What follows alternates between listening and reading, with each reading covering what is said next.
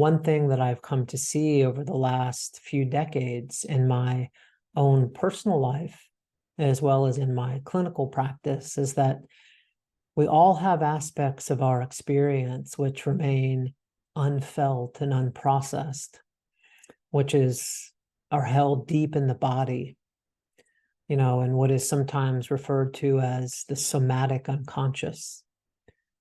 And this experience, we could say, has been unlived. For whatever reason, it wasn't or able to come into being, into embodiment.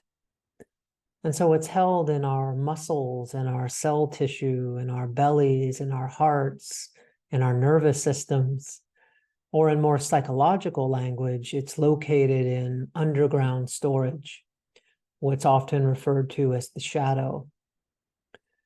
And this is one of the very hallmarks of early relational trauma, a particular kind of wounding that goes to the very core of our sense of self and how we see the world.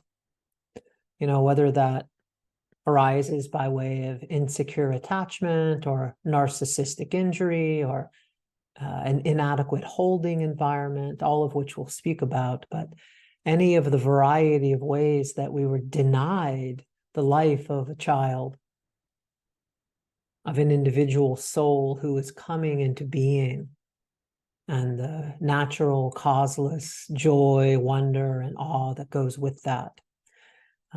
All of which affects our capacity to play and to imagine, and to know experientially the reality of our own basic goodness and also that of the sacred world.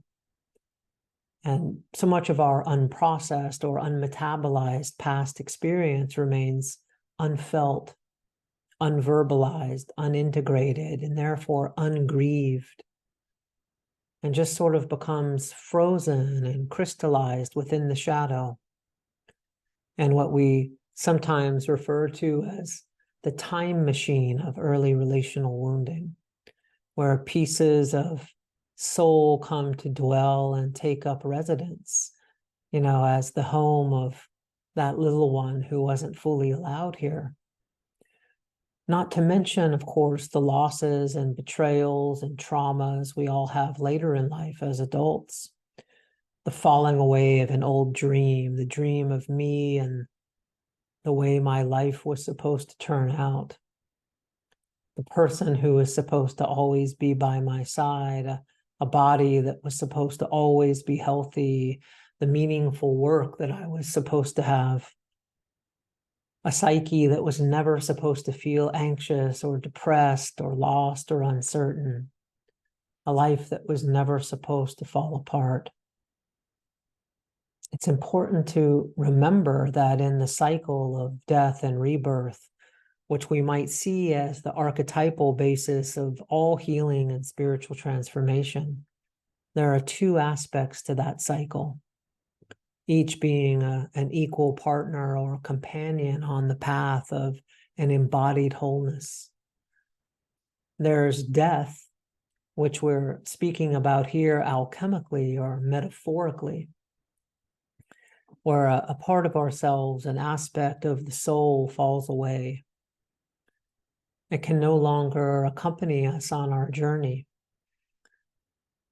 And on the other hand, there's rebirth, renewal, and rejuvenation, that felt sense of connection, of spontaneous joy, compassionate presence, and the simple aliveness of just being. It's quite understandable, so very human, that the rebirth aspect of the cycle is the one we're most focused on, the one we most welcome and are called to open to. It's not as natural to embrace the dissolution aspect of the path, or to see it as an equal manifestation of the ally and as a guide of wholeness. It can feel quite contradictory and even counterinstinctual, really, to open in that way. But in many alchemical and mystical traditions, the process of dissolution, the way of unknowing, is the very foundation of the path of transformation, the cleansing of perception and the polishing of the heart. There is no rebirth without something first dissolving, yellowing, putrefying, to speak alchemically. No possibility of union without something first being separated. And we see this reality expressed quite evocatively in the writings of Rumi, for example, or St. John of the Cross, or Teresa of Avila, by mystics, yogis, and poets of all times and places. This energy of dissolution or of reorganization is the Kali aspect of love, for those of you familiar with Hindu tradition, or represented by a figure such as Vajrakilaya in Tibet, or Mercurius in alchemy. The shadow side of God, or the transpersonal self, and this activity, this manifestation of the divine, plays a vital role in our individuation and healing. But it isn't easy to be in relationship with it, is it? We're just not trained to do that, in our families or in our culture. And that includes in a lot of our spiritual and psychological subcultures as well, which are often oriented to the upward, the clear, to knowing something, to knowing more, ascending into the light, rather than a more lunar descent into the mud and earth and the soil of the soul, into the shadowlands and the underworld, where with Persephone and other guides into those worlds, into a different order altogether, which is characterized by a radical unlearning and an unknowing